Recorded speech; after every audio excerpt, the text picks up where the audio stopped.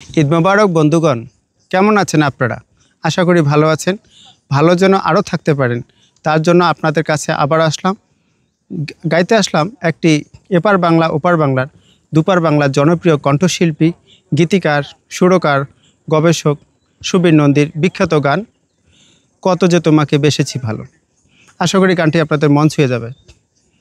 কত যে তোমাকে বেসেছি ভালো, সে কথা তুমি যদি জানতে, এই হৃদয় চিরে যদি দেখানো যেত, হৃদয় চিরে যদি দেখানো যেত, আমি যে তুমি মানতে, সে কথা তুমি যদি জানতে, কত যে তোমাকে বেসেছি ভালো, সে কথা তুমি যদি জানতে।